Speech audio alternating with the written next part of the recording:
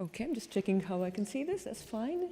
So I'm going to be talking about Sustainable Development Goal 2, which is about zero hunger, but to put it in the local context as well, I will not focus only on hunger issues, but also about food production, about food consumption, and also about the social-cultural aspects of food, because that is something which will determine, in fact, whether we are successful or not in achieving this goal.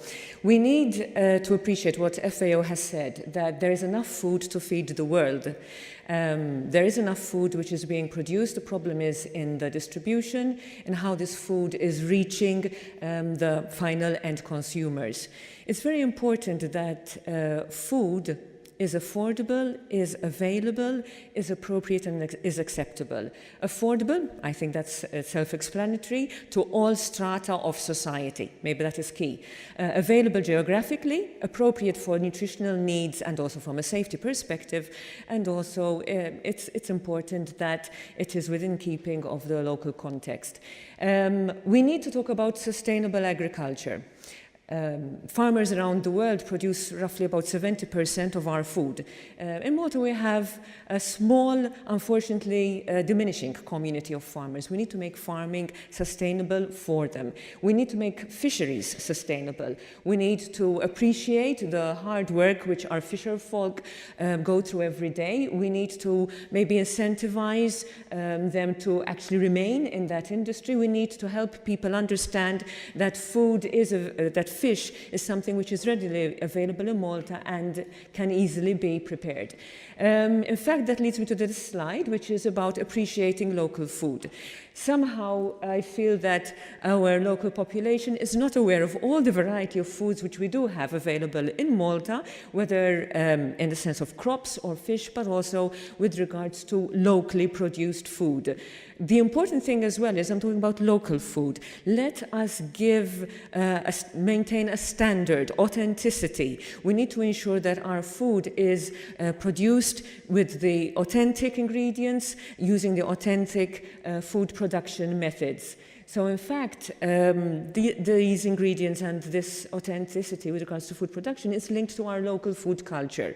Let's also promote our local food culture. I find it horrible when I go into schools and a child, for example, will tell me, oh, I know, that's garlic bread, and I'll be showing them a biscottel. I mean, this is something which we need to move away from. Yes, preserving traditional food production. Here we have as you can see, an old oven with the old authentic style of producing food. If we maintain these ways of doing things, we can create jobs. We can create jobs for even young people. Okay? Preserving traditional food production skills. We're lucky to have a strong move at the moment with regards to vocational education and training.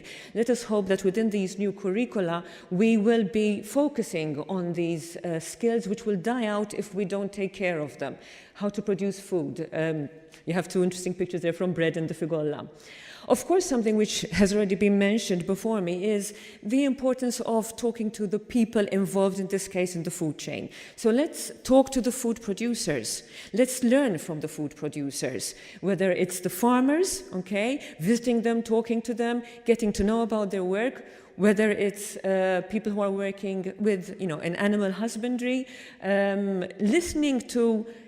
When you talk to these people, they talk about their work with pride. Let's give them credit for that. Let's listen to them realistically, see what their problems are, and see what can be achieved to help them maintain that job.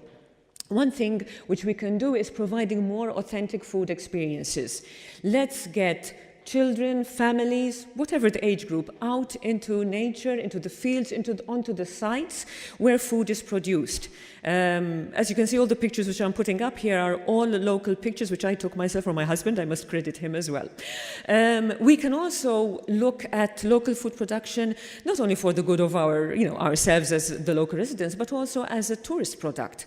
This will again help economically, creating the local new food products in order to sustain our local traditional foods. And also helping and creating perhaps the demand so that local traditional foods are served in restaurants. but the real thing, the authentic thing. And that is key. And the more we as consumers create that demand, the more likelihood there is that our chefs and our restaurateurs will take on that challenge and produce such foods. You have to forgive me, I have to bring in education again. I am an educator first and foremost. It's important to teach food and nutrition education to every age group. We need to help people understand which are the right foods to eat, but also perhaps with a focus on our Maltese Mediterranean culture. We need to promote local, fresh, healthy, tasty food. We can do this in so many settings, at farmers' markets, of course in schools, etc., but with local NGOs and local community events. We have a lot which is happening. Let's build on that. Let's bring the idea of local, tasty, healthy food to the people. Show them how the food can easily be prepared. One of our barriers nowadays is convenience. People will tell you, I don't have time to produce food. Well, we can show them how to produce local, tasty, healthy food in a short time. Also emphasizing not wasting food.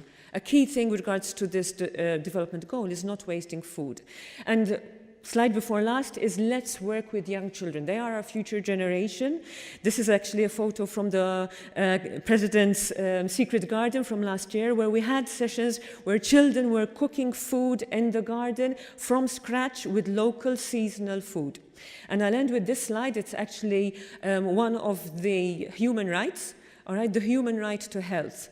And I'm not going to read it out, you can read it yourselves, but if we don't have good quality food, we are not going to achieve health for all.